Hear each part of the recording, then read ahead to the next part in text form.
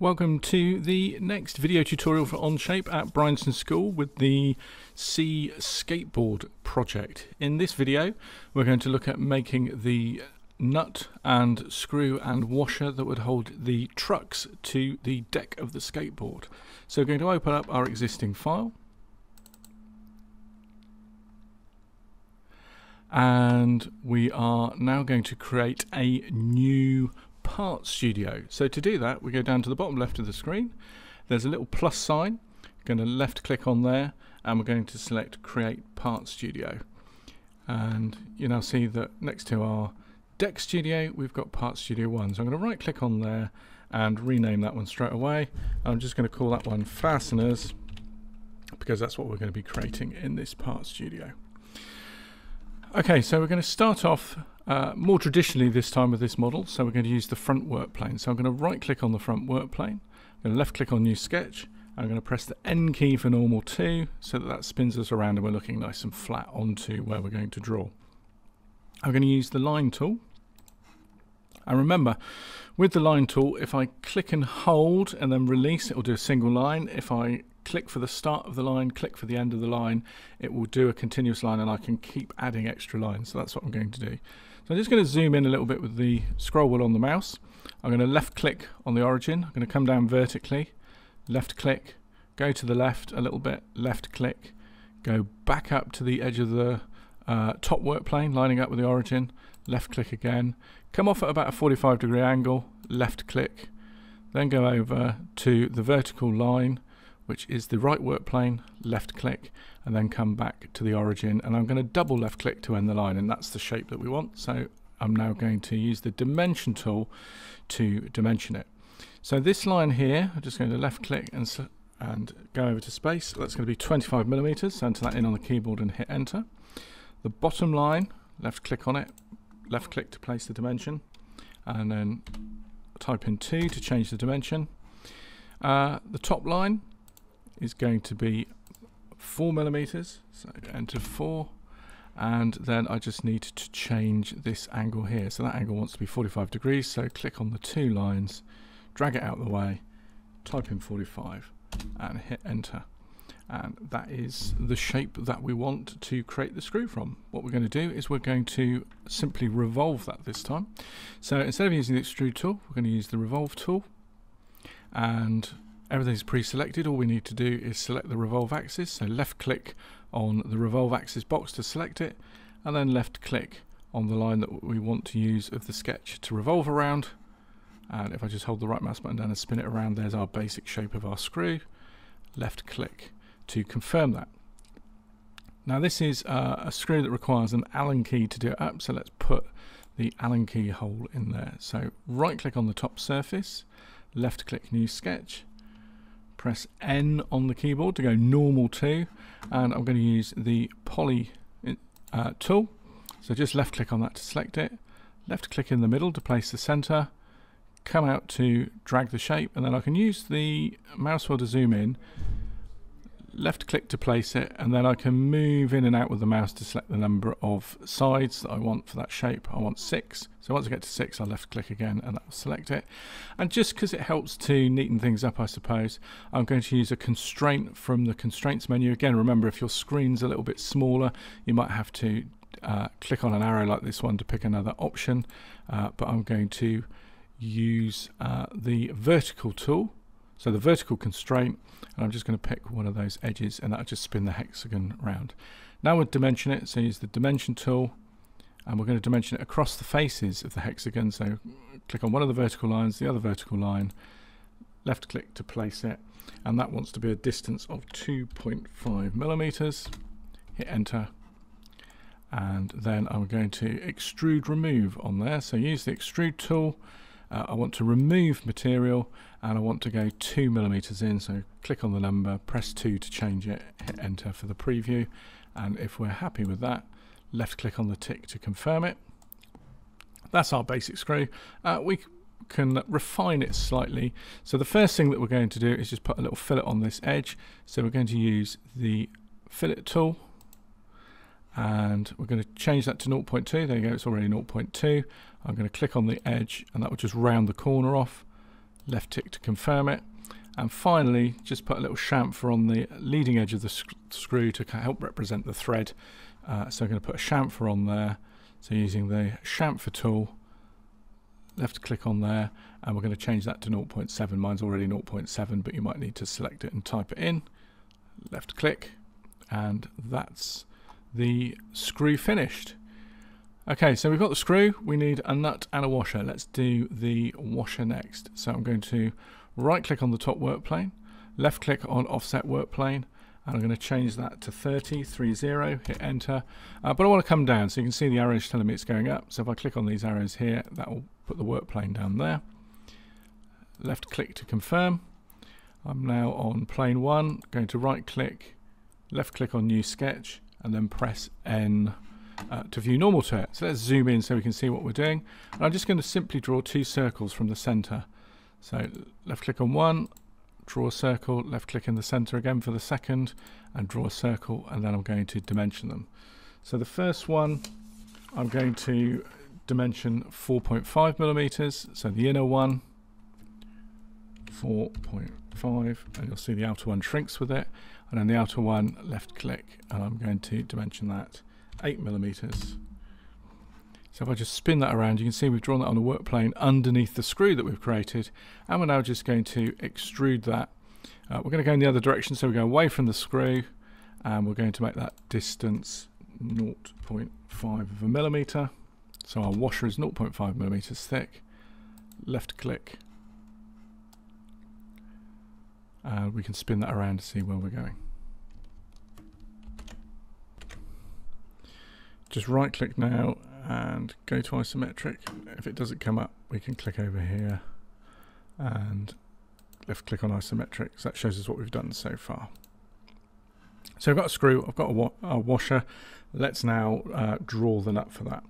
So I'm just going to spin this around. This time we're going to create the washer on the bottom surface of the nut. Zoom in, right click on the bottom surface, left click on new sketch, press N for normal to go normal 2. So we're going to firstly draw a circle. So draw a circle from the origin again, just drag that out, and then we'll dimension that, and that wants to be 4 millimeters. And now we're going to draw another polygon. We're going to do a hexagon again, starting from the center. So left click to place the center, left click once we've dragged it out, move in and out, select the number of sides. We want 6, so left click again. And again, we're going to line up the flats or the surfaces of the hexagon. Now, if I just tilt that round to the right, we can see that we've got the front work plane there, and we've got the top work plane here, and we've got the right work plane. You can just about see right work plane if I zoom in over here. Now, I want the points of, or the corner of the hexagon to be lined up with the right work plane. So let's just rotate that back round. So to get the point pointing to the along the right work plane, I need to make these flats horizontal. So using the horizontal constraint tool, just going to click on one of those, and that seems to have spun it around. Not how I thought it would. Okay, it doesn't matter. If that's pointing to the front work plane, the next step we'll do on the front work plane, not on the right work plane. If you've done it and it points to the right work plane, do the next step on the right work plane. We'll use the front work plane. Okay, so we've got our hexagon with a circle. We're just going to simply extrude that. So we're going to click on extrude. We're going to make the distance 3 millimeters, but importantly we need to make sure that that's a new part, and we need to make sure that it's coming away from our nut. Left click, and we've got our new part. So we can see that new part, but that looks really big, doesn't it? So what we need to do is to go back in and edit the sketch. So one of the joys of this is we go back in and we can edit things. So we come back over to the left, we've got sketch 4, right click on sketch 4, and we can edit it. Press N to go normal, and this time we're adding a dimension across the flats. So we use the dimension tool, we'll select one flat, the opposite flat, left click to place the dimension, and we want that to be 7. So hit return, and then just by left clicking on the tick, we get rid of the sketch, we close the sketch, the extrude updates, and we can see that we've got a much better shaped nut, much more proportional to what we're trying to do.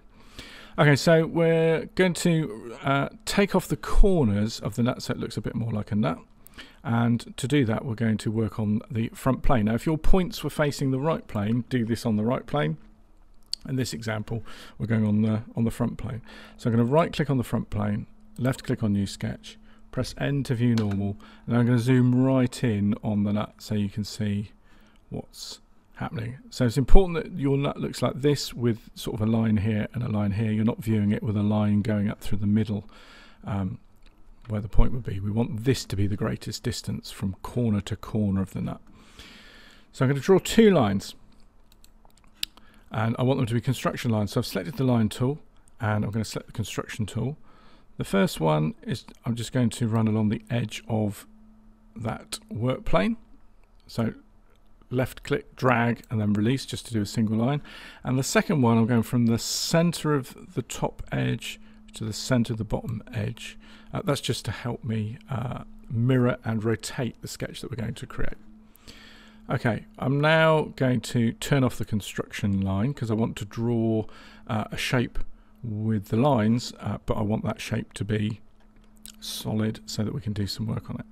Okay, so if we hover into the corner of the nut, I'm going to draw a line down, I'm going to draw a line diagonally across up to the edge, and then I'm going to draw a line from the edge back to the corner. I'm now going to dimension that, and I want the angle between the diagonal and the vertical to be 45 degrees. So let's come down here and make that 45, and I want the length of that line to be 0.5 millimeters. 0.5. And now what I want to do is I want to have one of these over here as well, so this line is going to help me to mirror that. So turn the dimension tool off, use the mirror tool, select our center line, select the 3 entities that we want to mirror, and once we're happy we can turn the mirror tool off. Okay, so we're now going to remove these shapes, and it will take the corners off, and the nut will look a bit more like the nuts you're used to seeing in the storeroom. So use the revolve tool, and we're going to select remove. The sketch is already selected. We're going to use this center line as the axis, so select the axis box so it's highlighted, left click, and in terms of the merge scope, just left click on there and select the nut, and you can see it's got that nice pattern. Left click, and we've got our nut finished. Probably helpful if we name these parts, because at the moment we've got part 1, part 2, part 3. So right click on part 1, rename, and we'll call this M4 by 25 CS for countersunk screw. Part 2, right click, rename, M4 plain washer, and then part 3, right click, rename, M4 plain nut.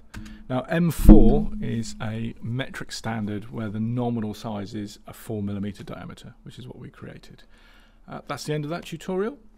If we right click and go isometric, or click the view box over here and left click on isometric, we can see the nut, the washer, and the socket head screw that we've created that we would use to mount the trucks to the skateboard deck.